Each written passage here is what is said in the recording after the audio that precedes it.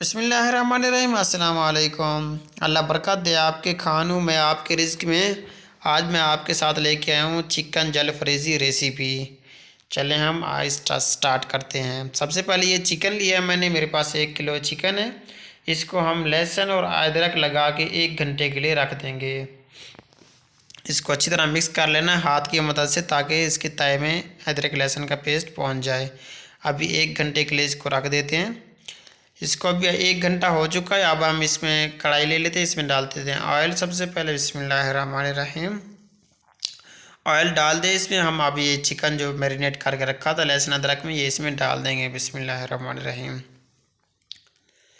اس میں چکن ڈال کے ہم اس کو اتنا سا ہلکا سا بھون لیں گے تاکہ اس کا کلر چینج ہو جائے۔ تو یہ میں نے ٹماٹر ابھی یہاں پر کاٹ لیتے ہیں۔ یہ ٹماٹر ہے میرے پاس اور یہ پیاز بھی ہیں، ان کو ہم گرینڈ کر لیتے ہیں، کیونکہ یہ گوندا اور یہ میں اس کا گرینڈ کر رہا ہوں۔ دوسرے ٹماٹر رکھے ہوئے ہیں وہ میں اس میں شامل کروں گا۔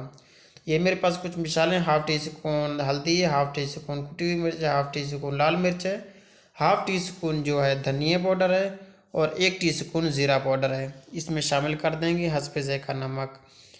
اس میں نے شامل کر دیا اچھی طرح۔ یہ جو ہم نے پیسٹ بنایا تھا، اب یہ اس میں پیسٹ شامل کر دیں گے ٹماٹر اور پیاز کا۔ اب ہم نے اس کو ڈھکنا نہیں دینا، ادھر ہی اس کو فل آنچ پہ اس کو پکا لینا ہے اچھی طرح، کیونکہ ہم نے چکن کافی پہلے بھون لیا تھا اچھی طرح۔ تو ہم اس کو یہ دیکھیں بھون لیے، مسالہ اس کا ہو گیا ہے، ابھی پانی ڈرائی ہو چکا ہے۔ اب اس میں ہم شامل کر دیں گے کیچپ، تھوڑا سا آپ کو جتنا پسند ہے۔ میں 2 ٹیبل اسپون اس میں کیچپ ڈال رہا ہوں، اور 2 ٹیبل اسپون جو ہے سویا ساس ڈال دوں گا اس میں، اور 1 ٹی اسپون جو ہے کالی مرچ ڈال دوں گا میں اس میں۔ اس میں ڈال کے میں اس کو اب اچھی طرح مکس کر لوں گا۔ اس کو مکس کر کے اچھی طرح ہم اوپر سے اس کو کور کر کے رکھ دیں گے میڈیم آنچ پہ، بالکل سلو کر دینا ہے۔ کڑھائی ہماری ریڈی ہو چکی ہے بالکل۔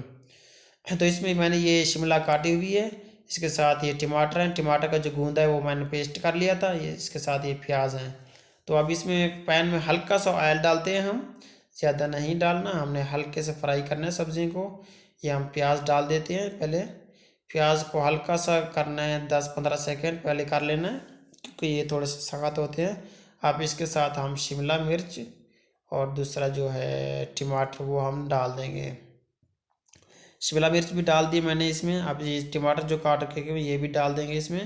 اب ان کو ہم صرف اور صرف آدھا منٹ 30 سیکنڈ کے لیے ان کو اس میں فرائی کر لیں گے ہلکی آنچ پہ، فل آنچ نہیں کرنی اور اس کا ڈھکنا بھی نہیں دینا۔